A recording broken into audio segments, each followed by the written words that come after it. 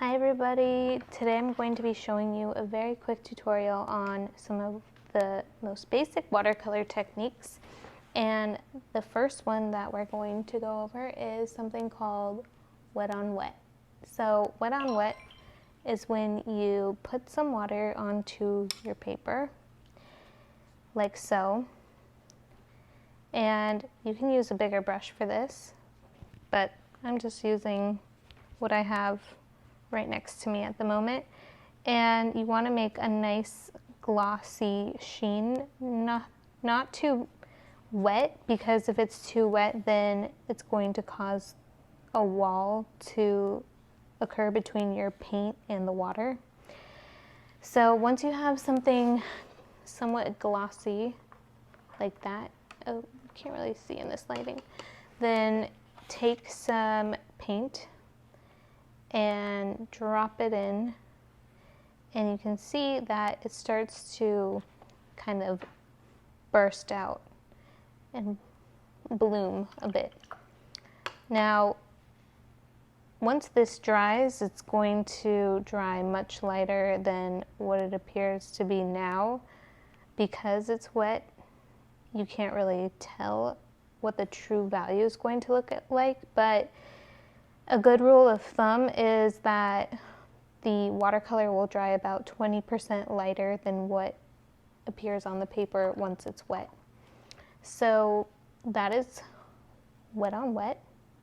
And this is also great for doing background skies or things that you want to have a softer appearance, like maybe a distant mountain. Something with not that much detail would be good. And it's one of the really appealing things about watercolor is this technique, but you don't have as much control with it. Okay, so that is the first technique. The next technique is self-explanatory. It's wet on dry. So that's when you just take your wet paintbrush and wet paint and you paint as is without putting any water down first. You just paint whatever is on your brush, and this is good for layering lots of colors. If you want to do a gradient, you can start to pull the color down and bring it into a soft gradient towards the bottom, like so. And this is how you would really start to build up your colors.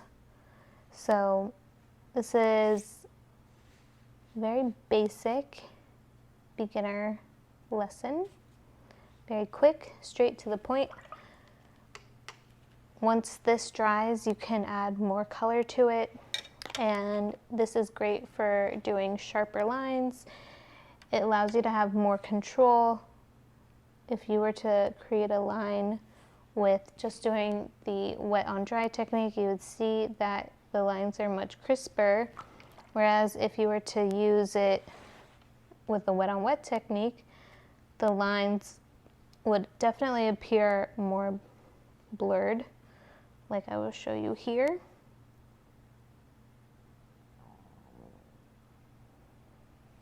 And they kind of seem fuzzier as they dry. And it's definitely more difficult to control. So they both serve their own purpose and they're both important techniques. There's other techniques to definitely consider, but I just wanted to do something very basic for anybody who's just starting out right now. These are your main techniques that you'll be starting with.